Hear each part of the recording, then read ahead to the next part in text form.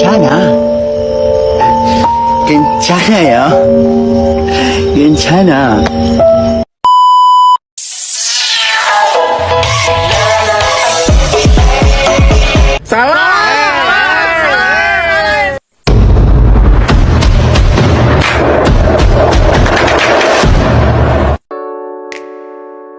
Pengertian sistem perkemihan atau sistem urinari terdiri dari ginjal, ureter, kandung kemih, dan uretra. Fungsi utama dari sistem perkemihan adalah untuk membuang produk limbah, organik, atau sisa metabolisme sel-sel tubuh.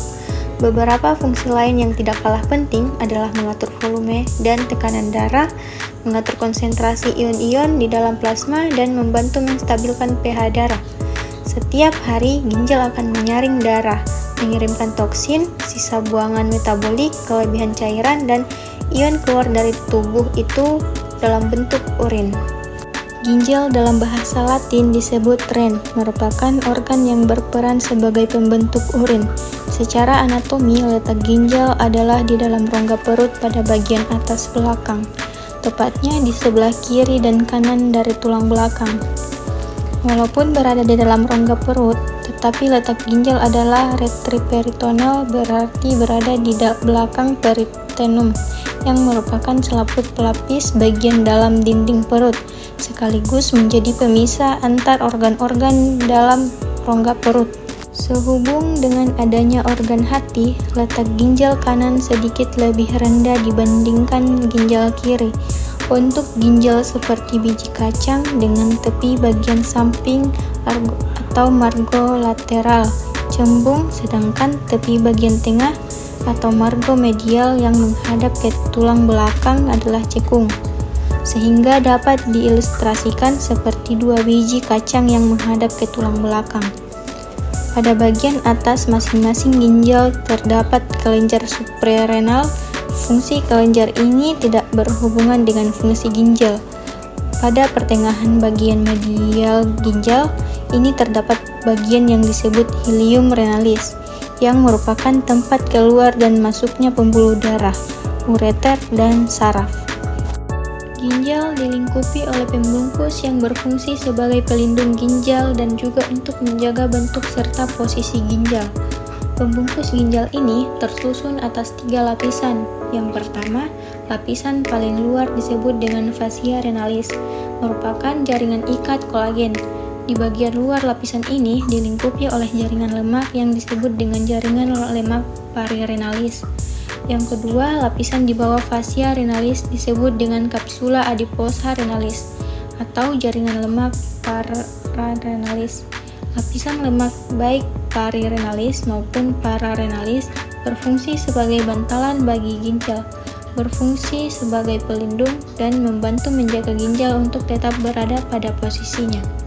Yang ketiga, lapisan terakhir yang juga merupakan lapisan pembungkus ginjal paling dalam adalah kapsula fibrosa, yang merupakan jaringan ikat padat yang tipis dan melekat erat pada permukaan ginjal.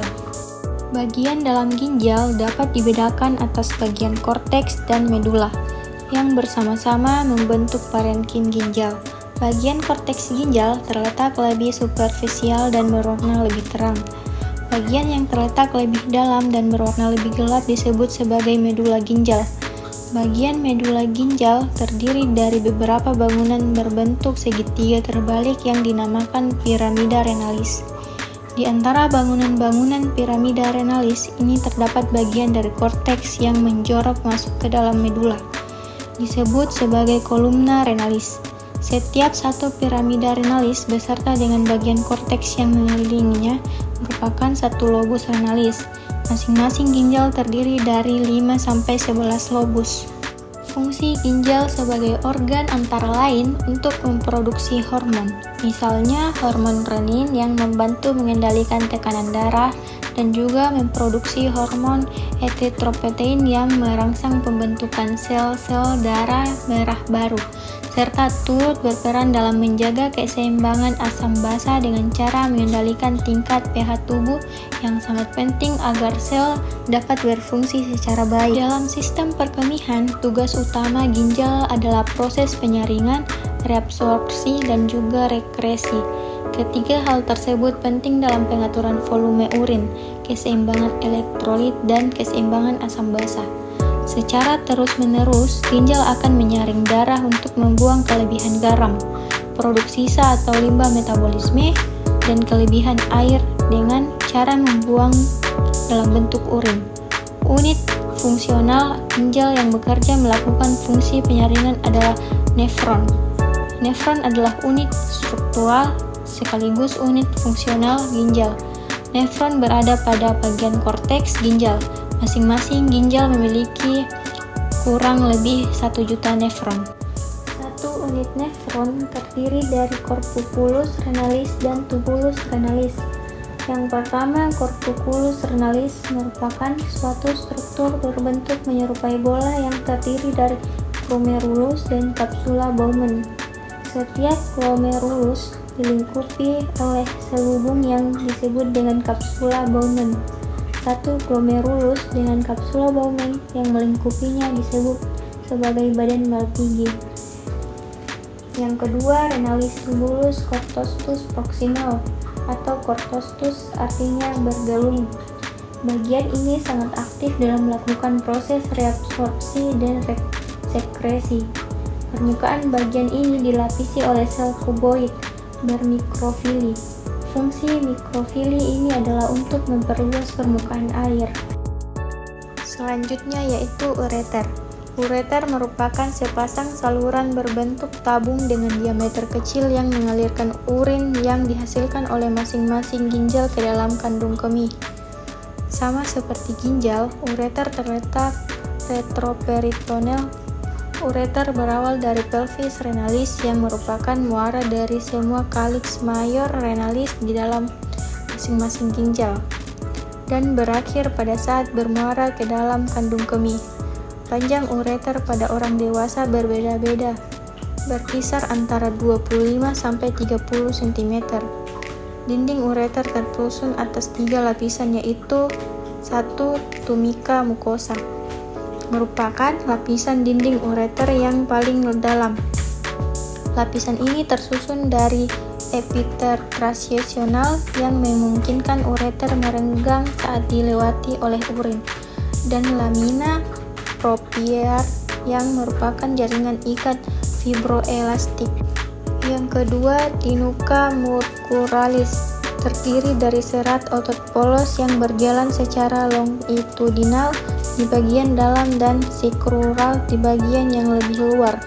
Gerakan peristaltik yang dihasilkan oleh lapisan otot ini ditambah dengan tekanan hidrostatik dengan gaya gravitasi akan menyebabkan urin mengalir turun ke bawah kandung kemih.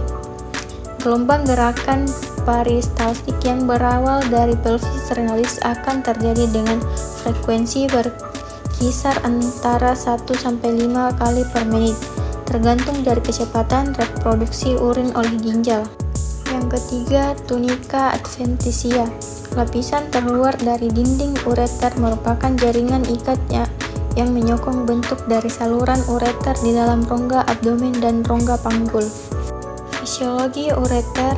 Peran penting ureter dalam mengalirkan urin hasil produksi kedua ginjal ke dalam kandung kemih tidak lepas dari gerakan peristaltik yang dihasilkan oleh lapisan otot pada dinding ureter. Pada saat urin terbentuk dan terkumpul di dalam pelvis renalis, reseptor regang pada dinding ureter akan terstimulasi. Stimulasi ini akan memicu lapisan otot polos dinding ureter untuk melakukan gerakan peristaltik sehingga urin akan terdorong masuk ke dalam ureter. Tahanan yang dihasilkan dari adanya urin di dalam ureter akan memicu lapisan otot polos dinding ureter untuk berkontraksi secara ritmis di bawah pengaturan sistem saraf otonom. Kandung kemih. Kandung kemih dalam bahasa Latin vesica urinari merupakan organ muskular yang berperan sebagai tempat penampungan sementara urin sebelum dikeluarkan melalui proses berkemiksi. Apabila dalam keadaan kosong tidak terisi urin, organ ini kempis dan terletak di dalam rongga panggul. Tetapi apabila dalam keadaan penuh maka bentuknya menjadi hampir bulat dan bagian teratasnya yang disebut dengan fundus dapat melewati tepi atas rongga panggul dan masuk dalam rongga abdomen. Daya tampung kandung kemih berkisar antara 700 sampai 800 ml. Kandung kemih pada pria terletak di antara simfisis pubis di depan dan rektum di belakang, sedangkan pada wanita terletak antara simfisis pubis di depan dan uterus di belakang. Pada saat kosong, bentuk kandung kemih menyerupai piramida rebah pada bagian atas yang menyerupai kubah. Tepat di tengah bagian tertingginya terdapat suatu jaringan ikat yang disebut ligamentum fisico-umbilicalis medial yang melekatkan bagian tersebut ke bagian dalam dinding perut. Di sudut depan, kanan dan kiri terdapat jaringan ikat sejenis yang dinamakan ligamentum fisico-umbilicalis lateral kiri dan kanan. Dinding kandung kemih terdiri dari 3 lapisan otot yang tersusun secara longitudinal, sirkuler, longitudinal. Otot ini dinamakan otot detrusor. Saat seorang berkemih, otot dinding kandung kemih akan berkonsentrasi untuk mendorong urin ke uretra. Fisiologi kandung kemih atau disebut juga miksi dilakukan melalui campuran antara konsentrasi otot yang terjadi secara sadar dan tidak disadari. Batas volume urin yang terdapat ditampung oleh kandung kemih sebelum menimbulkan dorongan untuk miksi adalah sebanyak 200 sampai 400 ml. Saat volume urin yang terkumpul dalam kandung kemih sudah mencapai 500 ml, akan terjadi peningkatan tekanan di dalam kandung kemih yang akan menstimulasi reseptor regan yang terdapat di dalam dinding kandung kemih. Reseptor ini kemudian mengirim sinyal ke medula spinalis dan akan memicu refleks spinal, yaitu refleks berkemih. Lengkung refleks yang terjadi adalah sinyal parasimpatis dari pusat berkemih akan dihantarkan dan disebarkan ke dinding kandung kemih yang mengakibatkan terjadi konsentrasi otot detrusor, dihantarkan juga ke sphincter uretra internus yang akan memicu terjadi relaksasi cincin otot polos tersebut. Pada saat yang sama, pusat berkemih yang terletak setinggi sekrum 2 dan 3 ini akan menghambat saraf motorik somatik yang mempersarafi cincin otot rangkai pada sphincter uretra externus. Pada saat terjadi konsentrasi otot dinding kandung kemih dan relaksasi otot-otot sphincter uretra ini adalah terjadi miksi. Uretra merupakan saluran bentuk tabung mirip seperti ureter yang merupakan saluran keluar dari kandung kemih. Ujung akhir dari uretra disebut sebagai ostium uretra externus. Terdapat perbedaan anatomi antara uretra pria dan wanita. Pada wanita uretra lebih pendek. Uretra pada wanita juga tidak terbagi menjadi hanya terdiri dari satu bagian saja. Sedangkan pada pria, uretra lebih panjang dan dapat dibagi menjadi 4 di bagian. Sesuai dengan perjalanannya pembagian uretra pria secara anatomi adalah sebagai berikut. 1. Uretra pars intermularis atau pars interstitium adalah bagian paling awal dari saluran uretra, dan bagian uretra pria yang paling sempit merupakan bagian uretra pria saat uretra menembus dinding kandung kemih sebelum memasuki kelenjar prostat. 2. Uretra prostatica adalah bagian uretra pada saat uretra melintasi kelenjar prostat yang terdapat di sebelah bawah dari kandung kemih. 3. Uretra plasmembranacea. Ini adalah bagian dari uretra saat uretra melintasi dasar panggul yang disebut dengan diafragma panggul sebelum memasuki sebagian dari alat kelamin pria yang disebut corpus spongiosum. Penis merupakan bagian uretra pria yang paling pendek. Yang keempat, uretra pars spongiosa merupakan bagian uretra pria yang paling panjang, yaitu sepanjang perjalanan melintasi corpus spongiosum.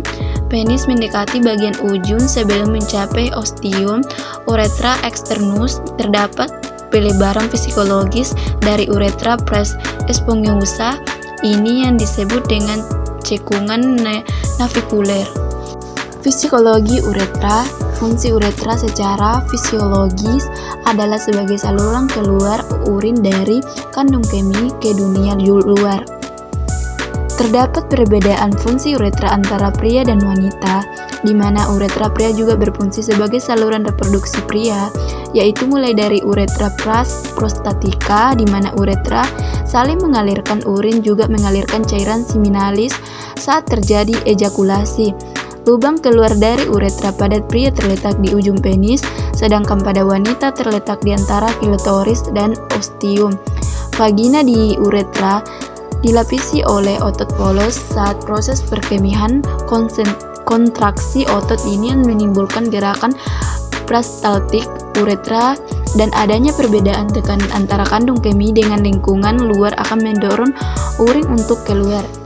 Akhirnya dapat dimengerti bahwa sistem perkemihan yang berfungsi dengan baik, maka keseimbangan cairan elektrolit dan asam basa akan terjaga. Sistem perkemihan juga turut mengatur volume dan tekanan darah. Semua hal tersebut menciptakan lingkungan yang homeostatis bagi sel-sel tubuh untuk dapat menjalankan fungsi dengan baik.